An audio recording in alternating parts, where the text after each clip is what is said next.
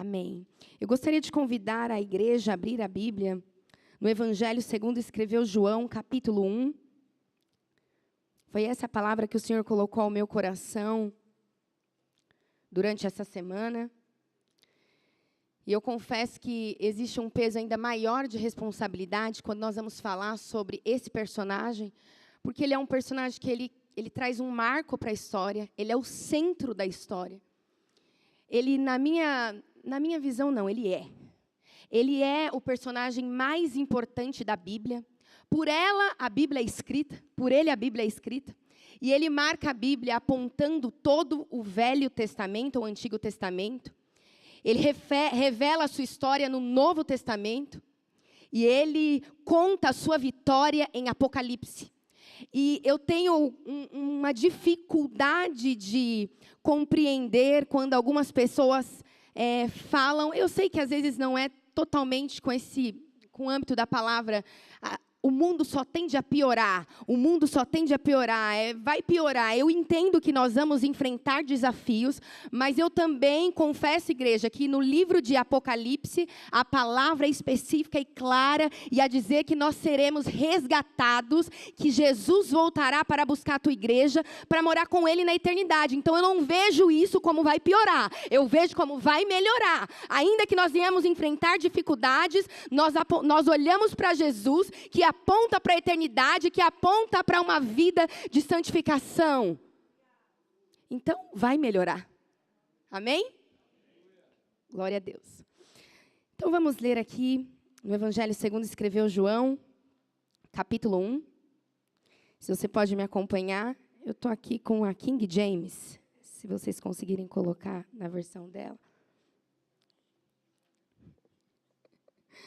Deus abençoe, tia Cida. A palavra se fez carne. No princípio era a palavra, e a palavra estava com... Vocês vão participar hoje comigo. E a palavra era... Ele, a palavra, estava no princípio com... Então, Deus é a... E Jesus é a... E o Espírito é a... Todas as coisas foram feitas através dele, e sem ele nada do que existe teria sido feito. Nele estava a vida, e a vida era a luz dos homens. Então quer dizer que Jesus é a vida e a luz também.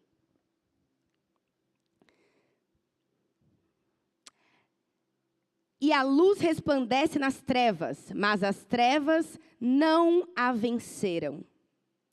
Até aqui, depois a gente continua mais um pouquinho. Quando eu estava lendo esse texto, existe uma profundidade na expansão desse texto tão grande, que vincula muito, quando João escreve isso, com Gênesis. Porque quando você vai para Gênesis, você vai entender que é o princípio de todas as coisas. Se você puder abrir a sua Bíblia aí, só abrir Gênesis 1. No princípio, Deus criou os céus e a terra. E a terra, entretanto, era sem forma e vazia. A escuridão cobriu o mar, que envolvia toda a terra. E o Espírito de Deus se movia sobre a face das águas. Se João vai dizer que no princípio era a palavra, e a palavra estava com Deus, vai dizer que Jesus já estava no princípio. Então, quer dizer que no princípio da criação, Jesus já estava com Deus, estabelecendo toda a criação, porque ele era a palavra. Consegue compreender? Amém?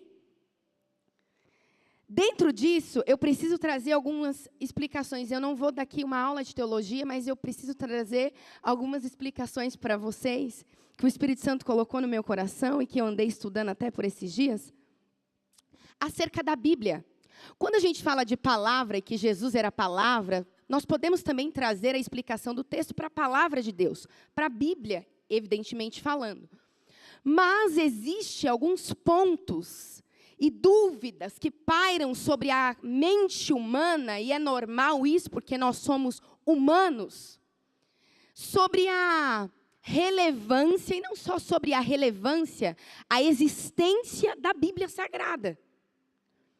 E é de praxe a gente já saber que a Bíblia Sagrada é um dos livros mais lidos do mundo, que você encontra ela em todas as bibliotecas do mundo, que mesmo tendo havido alguns incêndios em bibliotecas importantes para a humanidade, históricas e filosóficas, a Bíblia ela continua entre nós. Mas, mesmo assim, ainda existe algumas pessoas que têm dificuldade de entender isso, da palavra inspirada por Deus. E eu preciso te dizer que mesmo mediante a 40 autores inspirados por Deus para revelar a palavra, para escrever a palavra, a Bíblia, ao longo dos anos, ela passa por pelo processo do canon bíblico, que é o processo de régua, de medição, de análise, para que você tenha entendimento do que eu estou falando, é o processo que se passa para entender que esse é um livro inspirado por Deus. Dentro disso, a nossa Bíblia, a Bíblia que nós usamos hoje aqui, ela contém 27 livros no Velho Testamento e 39 livros no Antigo Testamento.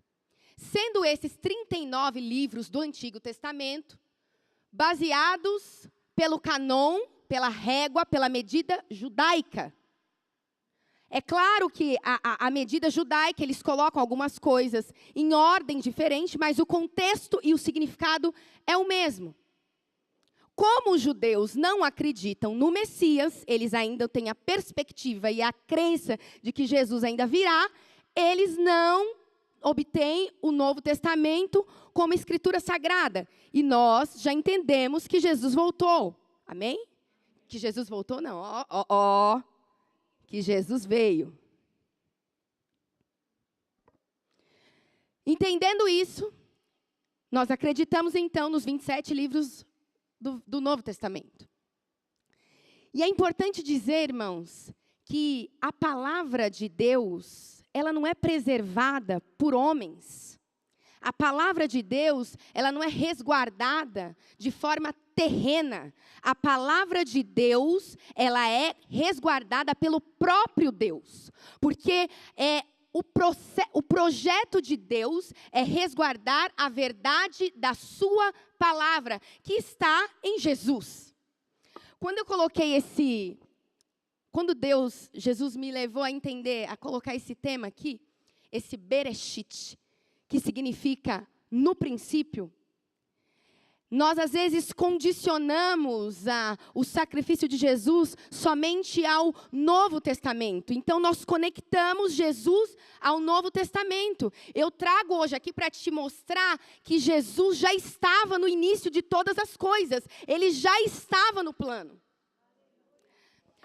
E quando ele vem trazendo, ele vem me entregando essa palavra, eu vinha entrando numa dimensão de entender como pode, Jesus já estava lá, mas Jesus veio depois, e eu falo porque essas são as indagações humanas, e eu confesso que é difícil de muitas vezes nós temos compreensão sobre quem é Jesus, mas eu tenho certeza que o Senhor nos trouxe aqui nessa manhã para se revelar através da sua palavra, falando conosco especificamente sobre eu sou eu que controlo todas as coisas, sou eu que cuido de todas as coisas, eu estava no começo, eu estava no meio e eu estarei no fim.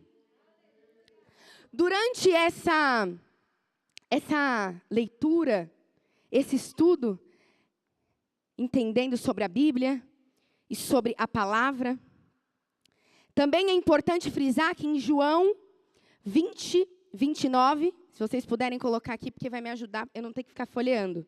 João 20, 29, ainda especificamente falando sobre a palavra. Então, ao entardecer daquele dia, da primeira semana, os discípulos estavam reunidos e as portas trancadas. Está errado. 20, 29. Ao que Jesus lhe afirmou, Tomé, por que me viste? Acreditastes? Bem-aventurados que não viram e creram. O que acontece é que muitas das vezes até a gente se questiona, como eu acredito naquilo que eu não vi, mas eu vim aqui te dizer que não é sobre o que você viu, é sobre o que Ele derrama em você. É a verdade do Espírito revelada, imputada dentro de você, que às vezes a gente nem entende. Mas por que eu, Senhor? Eu também não sei te explicar, mas eu sei dizer uma coisa para você. Ele te escolheu, existe um plano específico para a sua vida, e é Ele em que determina todas as coisas. Dentro disso, da palavra, também é importante frisarmos o que é a palavra. A palavra é o discurso, é a razão. A palavra é a sabedoria. A palavra é a expressão perfeita.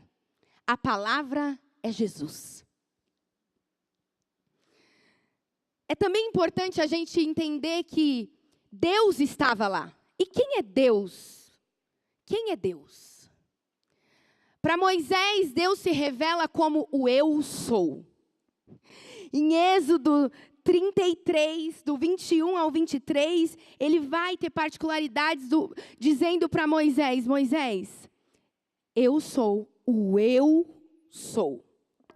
Em algum determinado momento, Moisés começa a ter alguns conflitos mediante a tudo aquilo que Deus vem revelando com ele e falando com ele. E ele começa a querer conhecer, ver, quem é esse o eu sou? Eu quero te ver, ó Deus, o eu sou, eu preciso te ver. Então Deus, durante esse processo ali do Êxodo, vai falar com Moisés o seguinte, Moisés, você quer me ver? Eu vejo assim, o grau de intimidade que Moisés tinha com Deus era tão grande, era tão profundo que eu vejo Moisés pensando, nem que eu tenha que morrer, mas eu quero ver quem é o eu sou. Então Deus fala, Moisés, olha, fica ali atrás daquela fenda, atrás daquela rocha, que eu vou passar. Você me vê de costa, mas você vai me ver. Eu vou colocar a minha mão, porque você não resiste à minha glória. E ele passou e Moisés pôde contemplar toda a glória de Deus de costas, mas ele não conseguia ver. Por quê? Porque nós não temos estrutura para conseguir contemplar tamanha grandeza de Deus. Esse é o Deus que nós servimos. Agora ele se revela através do seu filho, ele envia o seu filho, porque havia uma promessa já estabelecida no Gênesis. Quando o homem peca, junto com Adão e Eva peca, caem em pecado, ali é estabelecido uma promessa, que haveria um que nasceria da semente ali da mulher, para esmagar a cabeça da serpente. Então Jesus, mais uma vez, sendo apontado no Antigo Testamento. Quando Deus vai criar o homem e a mulher, ainda no capítulo 1 do Gênesis, ele vai dizer, façamos o homem a nossa imagem, a nossa semelhança. Ele fala no plural, quando a palavra ela é colocada no plural, não é só uma pessoa que está fazendo, é mais pessoas que está fazendo. Contextualizando ainda no versículo 1, vai dizer que o Espírito Santo de Deus pousava sobre a face das águas. Então nós estamos falando que a Trindade estava presente em toda a criação.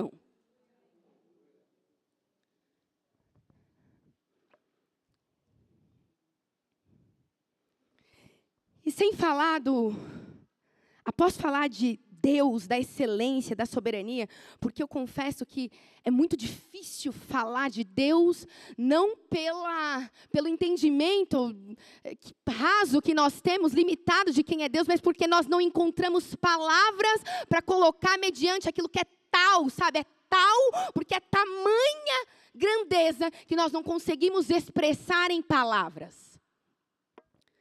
Eu pensei,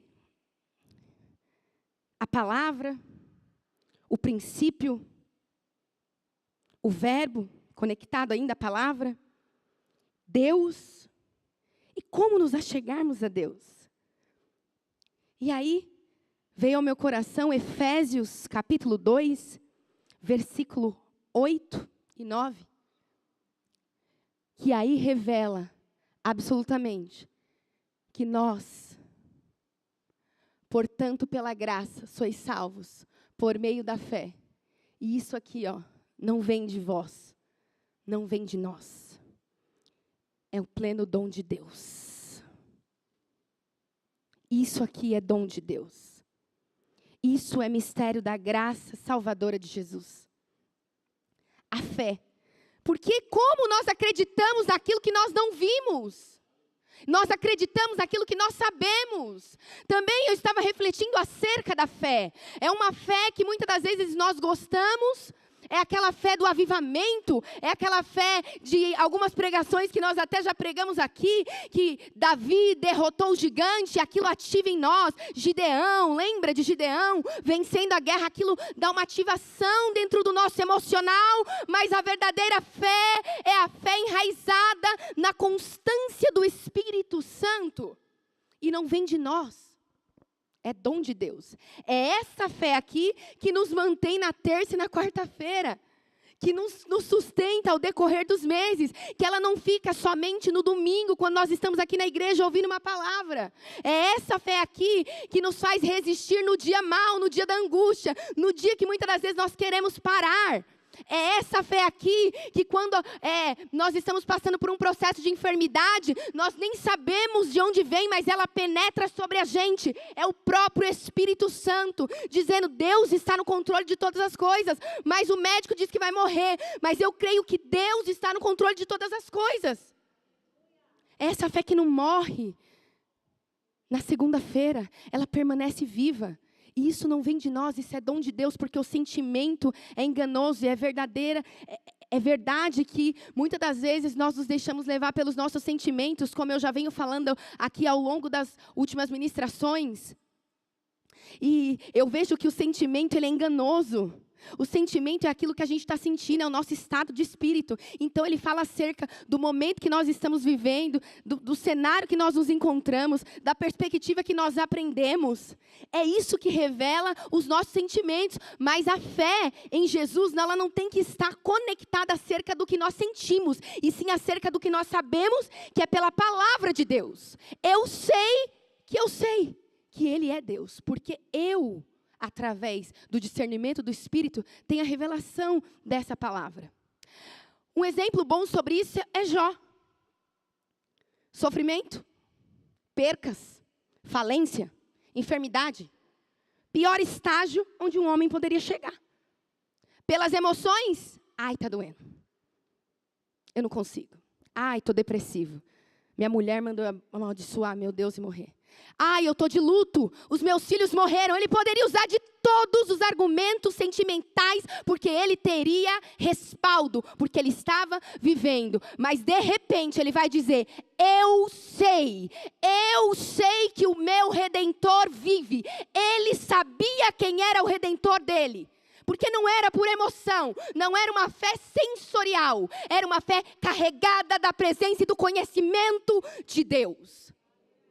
E é isso que Deus nos chama a entender, que a fé em Jesus Cristo, ela precisa ser imputada dentro de nós, conhecendo e conhecendo a palavra dEle. Irmãos, e eu vou te falar, conhecer a palavra de Deus e mergulhar na palavra de Deus, muitas das vezes, algumas pessoas até têm esse acesso, mas sem o autor do seu lado, sem o próprio Deus revelando os mistérios para você, também não faz muito sentido você ler a palavra de Deus apenas como um livro qualquer.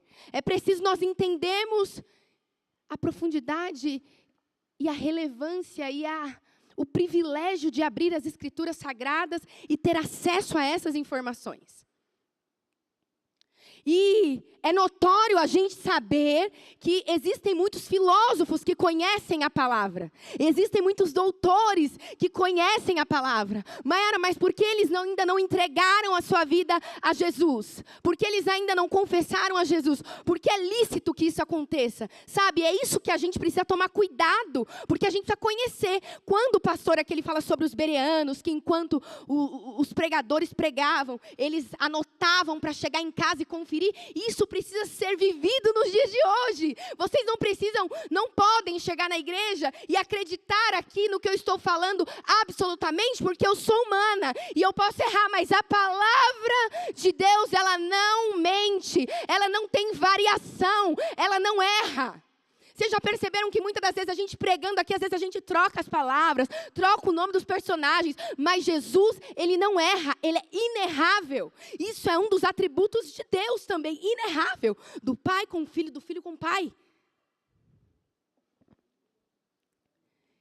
E é aí que está a nossa entrega para o estudo da palavra e para o conhecimento de quem é Jesus, de quem é Deus, e de eu entender a profundidade das Escrituras. Porque saber, às vezes várias pessoas sabem também. E é aí que está as fábulas, né? As vãs doutrinas, as heresias, as seitas, os sincretismos religiosos, porque você sabe, você conhece o texto, mas você não busca o autor, a revelação específica. Você não pede para Deus o discernimento da palavra, então ela volta mesmo vazia, ela fica fraca. Ela é só um conteúdo textual, ela não é a própria palavra de Deus, ela precisa ser lida com o peso da responsabilidade que entendemos. E eu confesso, irmãos, que às vezes, olha, eu estou aqui hoje, porque um dia, o meu bisavô por parte de mãe, estava numa fazenda, na casa da fazenda, que ele trabalhava. Homem simples, vestes rasgadas, eu estou falando aqui o que foi me passado, de geração para a família. Homem simples. Trabalhar do sol, ó. E um dia, analfabeto. Um dia ele estava na casinha da fazenda, mexendo dentro de um baú, parece até história, mas é história real. Mexendo dentro de um baú, e de repente ele encontra o quê? A palavra. Ali ela era só a palavra, ela era só um livro, mas já tinha um direcionamento certo. Então ele abre, mas ele era analfabeto, ele não sabe ler. E de repente, ele começa a pedir. Ele começa a acionar a Deus sobre aquilo que ele entendia que era poderoso, que tinha alguma coisa ali. Não foi à toa que eu encontrei esse livro, eu preciso ler, mas eu não sei ler. Deus, me ajude a ler. E a minha avó falando, as minhas tias falando, vai dizer que aquele homem, ele recebeu ali o dom da leitura. Deus deu para ele uma capacidade intelectual sem passar pela escola, para ler a palavra de Deus. E através dele, eu estou aqui hoje, a nossa família, as minhas irmãs, a minha mãe, as minhas tias. Isso é o peso da palavra de Deus, porque eu não sei, mas Ele sabe. Eu não sei fazer, mas Ele sabe. Eu não tenho acesso, mas Ele tem. Então, o que é a letra? O que é a alfabetização perto do Deus que sabe, que conhece todas as coisas?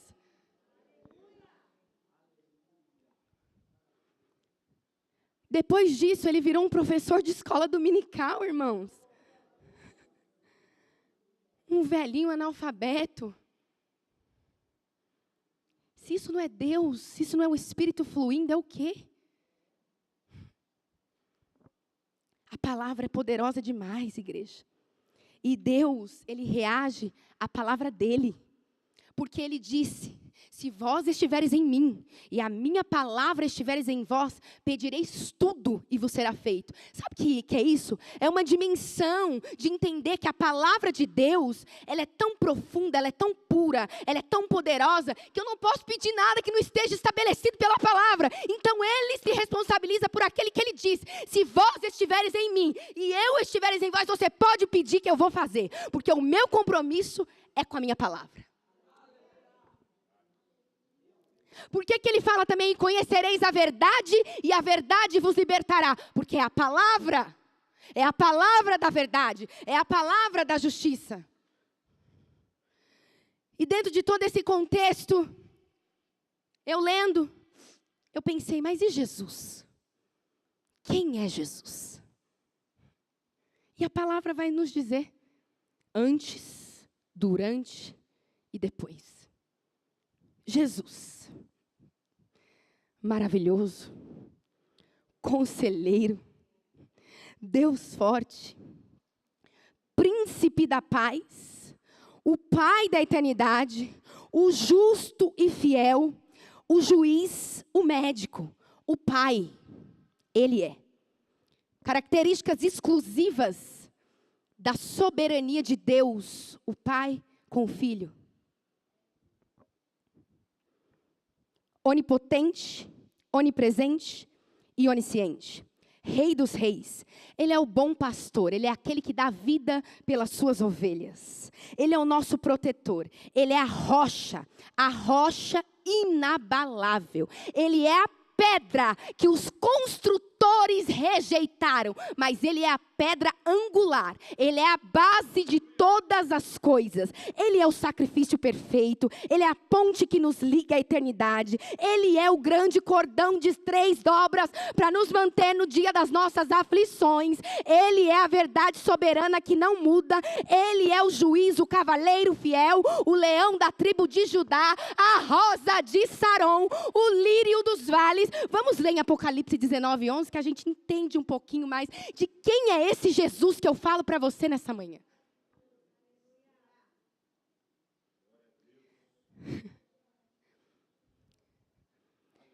Então olhei, e eis que vi os céus abertos diante de mim, um cavalo branco, cujo cavaleiro se chama Fiel e Verdadeiro. Ele é responsável por julgar e guerrear com justiça. Próximo. Seus olhos são como chamas vivas de fogo, e em sua cabeça há muitas coroas, e um nome escrito que somente ele conhece. Estava vestido com um manto salpicado de sangue, e o seu nome é a Palavra de Deus. O seu nome é o Verbo. O seu nome está carregado de presença e de ação e de cumprimento. Continua. Os exércitos do céu seguiam, vestidos de linho fino, alvo e puros, montados em cavalos brancos. Não sou eu que estou te falando isso, irmãos. É a palavra que te fala isso. É a palavra de Deus. Oh, Jesus.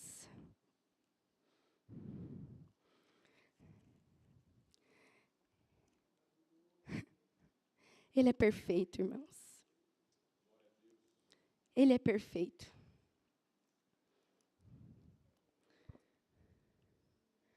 Ele é perfeito. Vamos continuar lendo esse daqui. Passa para o próximo. Uma espada afiada saía da sua boca para ferir com ela as nações. Ele as regerá com um cetro de ferro, e ele mesmo é o que pisa o lagar do vinho da justa ira de Deus, o Todo-Poderoso. Continua.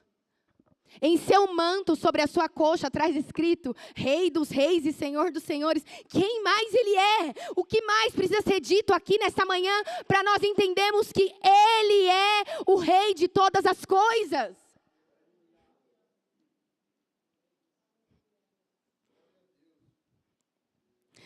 Interessante que em Mateus 16, do 17 ao 15, ele numa conversa com seus discípulos, em um desses versículos ele vai dizer assim, e foi isso que ele falou para mim nessa semana: e vocês, quem diz que eu sou?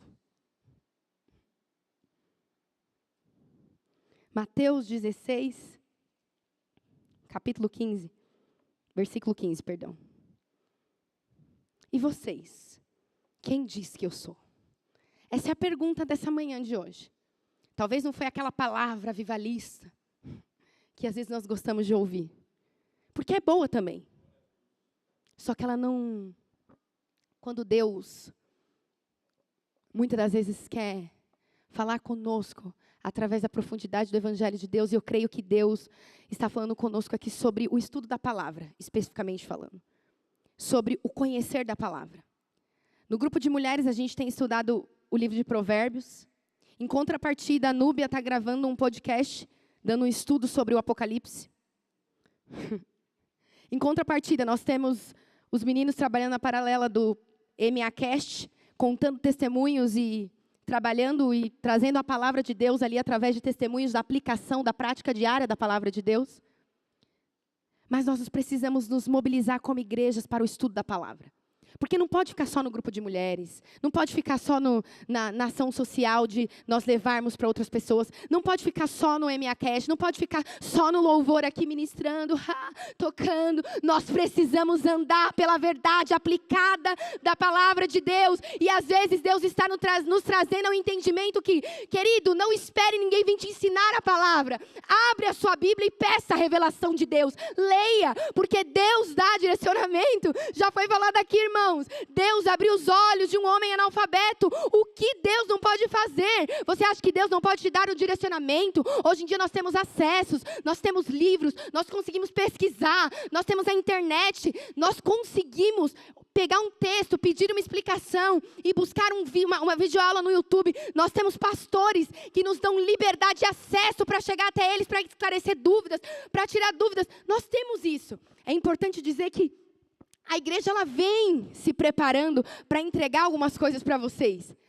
Mas isso não pode partir só da igreja. Isso precisa partir da gente. A gente precisa viver a verdade da palavra de Deus, para não sermos enganados, para não sermos passados para trás, para não ficarmos confusos quanto àquilo que nós já temos, a verdade aplicada, nós já sabemos. Mas às vezes se a gente sabe pouco, às vezes a gente é enganado. Se a gente sabe pouco, a gente cai em heresia, a gente cai em más conversações, a nossa conduta cai. Você está entendendo? Às vezes a gente está seguindo uma linha, mas a gente vai por um outro caminho e Jesus nos chama para a verdade aplicada, para nós entendermos quem é Jesus. Eu preciso me achegar à palavra para eu ter intimidade com Ele. Assim como Moisés, assim como Jó, que não se deixou levar pelas próprias emoções, mas ele disse, eu sei. Por quê? Porque ele sabia quem era Deus.